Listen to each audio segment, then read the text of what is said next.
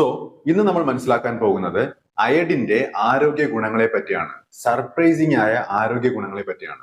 ഈ വീഡിയോ കണ്ടു കഴിയുമ്പോൾ ചിലപ്പോൾ നിങ്ങൾ തന്നെ വിചാരിക്കും, അയഡിന് ഇത്രയും ആരോഗ്യ ഗുണങ്ങൾ നമ്മുടെ ശരീരത്തിന് ചെയ്യാൻ സാധിക്കുമോ എന്ന്.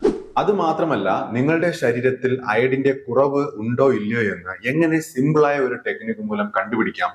ആ ഒരു ടെക്നിക്കും ഇന്ന് ഈ വീഡിയോയിലൂടെ ഞാൻ നിങ്ങൾക്ക് പറഞ്ഞു തരാം. അയഡിൻ എന്ന് പറയുന്നത് ഒരു ട്രേസ് എലമെന്റ് ആണ്. നമുക്ക് അധിക അളവിൽ ഇത് ആവശ്യമില്ല. ബട്ട് സ്റ്റിൽ നിങ്ങളുടെ ശരീരത്തിലെ ഓരോ കോശങ്ങൾക്കും ഒരു നിശ്ചിത അളവിൽ അയഡിൻ അത്യാവശ്യമാണ്. ഈ അളവിൽ നിങ്ങളുടെ കോശങ്ങൾക്ക് അയഡിൻ എത്തിയിട്ടില്ല എങ്കിൽ നിങ്ങളുടെ ശരീരത്തിൽ പല പ്രശ്നങ്ങളും, പല ആരോഗ്യ പ്രശ്നങ്ങളും ഉണ്ടാകും. ഒരുപാട് ആളുകൾ പൊതുവെ വിചാരിക്കുന്നത് അയഡിൻ എന്നത് നമ്മുടെ തൈറോയിഡ് ഗ്ലാൻഡിന് ആവശ്യമായ ഒരു എലമെന്റ് എന്നാണ്. ശരിക്കും ഇത് തെറ്റായ ഒരു വസ്തുതയാണ്. അയഡിൻ തൈറോയിഡിന് ഏറ്റവും പ്രധാനപ്പെട്ട ഒരു എലമെന്റ് തന്നെയാണ്. എന്നിരുന്നാൽ പോലും നമ്മുടെ ശരീരത്തിലെ each and every cells needs iodine. ശരീരത്തിലെ ഓരോ കോശങ്ങൾക്കും അയഡിൻ അത്യന്താപേക്ഷിതമാണ്.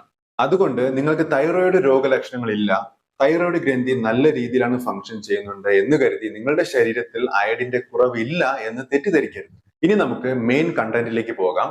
അയഡിൻ നിങ്ങളുടെ ശരീരത്തിൽ ശരിയായ അളവിൽ ലഭിച്ചാൽ ഉണ്ടാകുന്ന ആരോഗ്യ ഗുണങ്ങൾ, ഹെൽത്ത് ബെനിഫിറ്റ്സ് എന്തൊക്കെയാണെന്ന് ഓരോന്നായി നോക്കാം. Number 1, it shrinks cyst.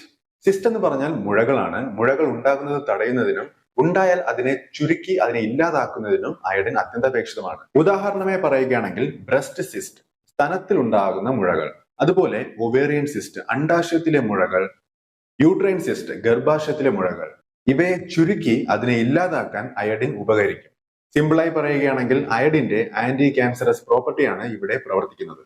Number 2, it reduce the size of skin tags. Skin tags എന്ന് പറയുമ്പോൾ പാലുണ്ണി, അരിമ്പാറ, ഇതിനെയൊക്കെ ഇല്ലാതാക്കാൻ അയഡിൻ ഉപകരിക്കും.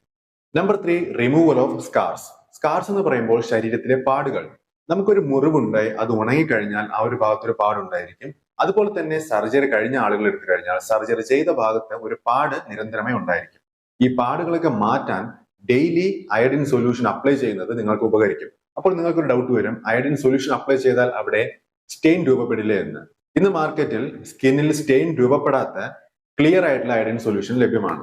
Number 4, mood enhancer.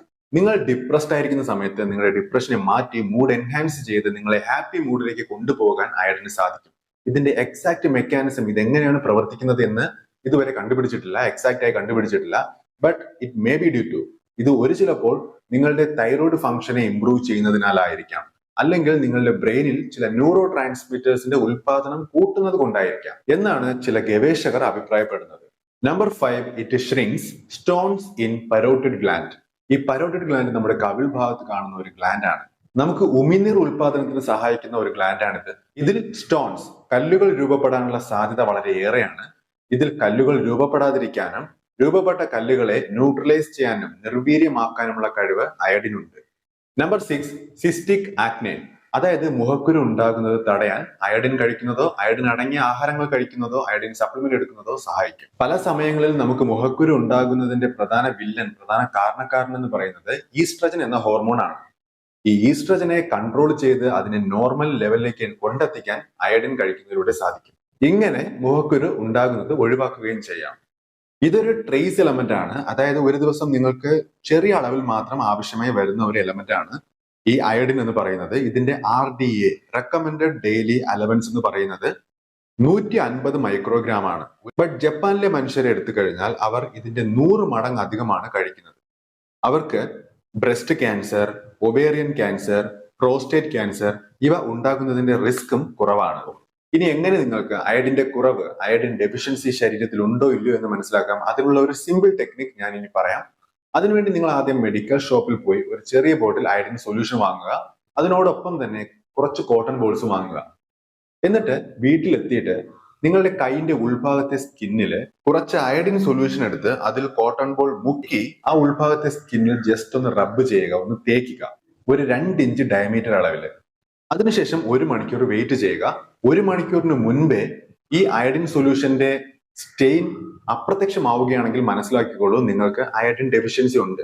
ഇവിടെ സംഭവിക്കുന്നത് നമ്മുടെ സ്കിന്ന് ആ ഒരു അയഡിൻ സൊല്യൂഷൻ അബ്സോർബ് ചെയ്തെടുത്തു. ശരീരത്തിലെ ആ ഒരു കുറവ് പരിഹരിക്കുന്നതിന് വേണ്ടി നമ്മൾ പുറമെ അപ്ലൈ ചെയ്ത അയഡിൻ സൊല്യൂഷനിൽ നിന്ന് അയഡിനെ അബ്സോർബ് ചെയ്തെടുക്കുകയാണ് ഉണ്ടായത്. അതുകൊണ്ടാണ് അവിടെ അപ്രത്യക്ഷമായത്. സിമിലർലി 1 മണിക്കൂറിന് ശേഷവും ആ ഒരു ഭാഗത്ത് ഓറഞ്ചിഷ് യെല്ലോ കളറിൽ ആ ഒരു സ്റ്റെയിൻ ആ ഒരു ഭാഗത്ത് തന്നെ കാണപ്പെടുന്നു എന്നാണെങ്കിൽ നിങ്ങളുടെ ശരീരത്തിൽ അയഡിന്റെ കുറവില്ല എന്ന് മനസ്സിലാക്കാം.